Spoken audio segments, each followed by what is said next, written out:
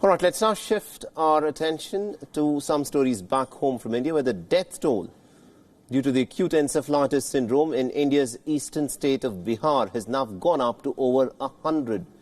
Now, at least about 88 children are reported to have died in just the one district of Muzaffarpur alone.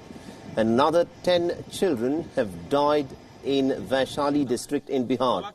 And one death has been reported from Begusarai and 2 from Motihari. The deceased children are mostly in the age groups of anywhere from 1 till 7 years of age. Meanwhile, India's Union Health Minister Harshvardhan has visited a hospital in Muzaffarpur to take stock of the situation. Now, the World Health Organization defines AES as an acute onset of fever and change in mental status and or new onset of seizures among a person of any age at any time of the year. Now, it can be caused by bacteria, fungi or even viruses of various different strains. The symptoms include sudden high fever, convulsions, severe vomiting, weakness and unconsciousness, and mental confusion, disorientation, delirium or even coma. So is this disease new to India? Not exactly. The acute encephalitis syndrome is an annual phenomenon. It usually happens when temperatures go above 42 degrees Celsius. The children below 15 years of age are the worst affected. The worst hit in the region in India are the regions of eastern Uttar Pradesh and also western Bihar. In fact, this disease has been a huge challenge for the health department since it was reported 25 years ago. In the year 2010, 110 children were reported to be dead because of AES. In the year 2014, 90 children were killed because of the acute encephalitis syndrome.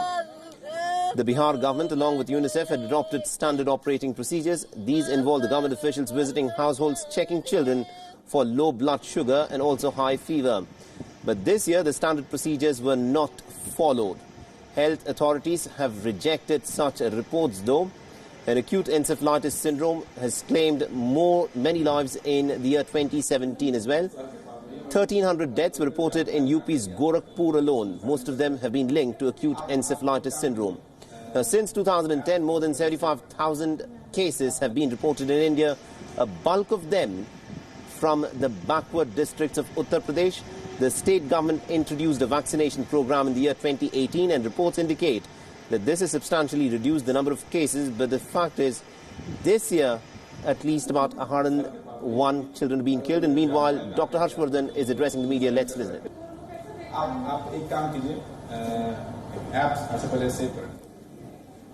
Medicine का high ended research होता है।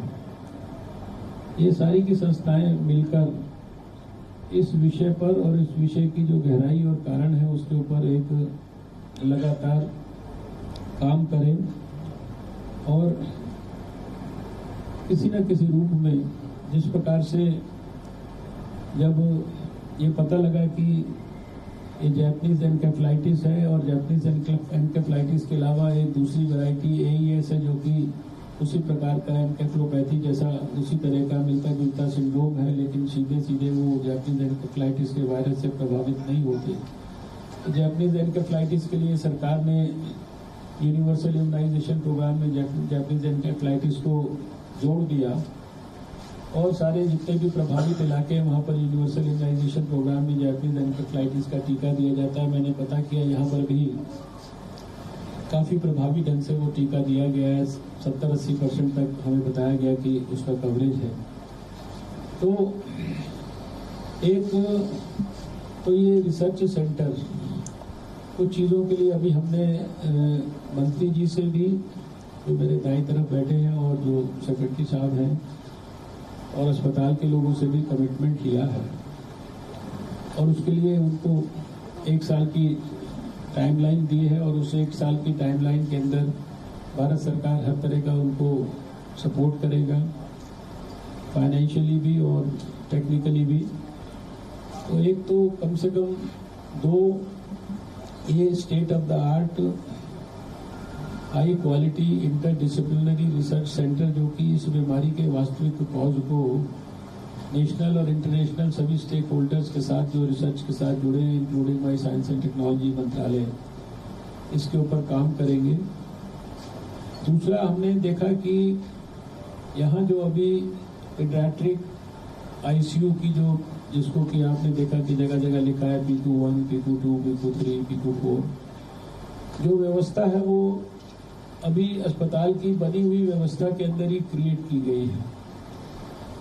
मुझे लगता है कि वो शायद पर्याप्त नहीं है। यहाँ पर कम से कम 100 बेड का एकदम नया, इस बिल्डिंग से भी अलग, इसी कैंपस के अंदर एक पीडियाट्रिक आईसीयू बनना चाहिए, और ताकि ये जो अस्पताल की व्यवस्थाओं के अंदर जो पीडियाट्रिक आईसीयू बनाया गया है, उस आईसीयू के ऊपर मैं समझता हूँ कि जब तकलीफ आती है तो बहुत बड़ा स्ट्रेन होता है, जो मैंने स्वयं इस समय देखा। इसलिए एक एक्सक्लूसिव पीडियाट्रिक आईसीयू बनाने के लिए इनको हमने सरकार को रिक्वेस्ट किया है, और मंत्री जी से ये भी कहा है कि वो ये फास्ट ट्रैक पर सुनिश्चित करें कि अगले साल मई जून के महीने में, जब ज्यादातर इस तरह के केसेस, यद्यपि ये केसेस थोड़े बहुत जनवरी से भी आते हैं, लेकिन बहुत थोड़ी मात्रा में, जो पिछले 5-6 साल के हमने डाटा स्टडी किया है, इनकी जो बढ़ने का जो सीजन है वो मई के आसपास शुरू होता है, मई के लेटर पार्ट में, और जून में ये इसकी पीक होती है। तो अगले साल तक ये जो पीडियाट्रिक आईसीयू की यहाँ पर एक्सक्लूसिव बिल्डिंग ये तैयार होनी चाहिए। तीसरी बात यह है कि क्योंकि ये बीमारी और इस बीमारी के साथ जुड़े हुए जो संभावित फैक्टर्स हैं उसमें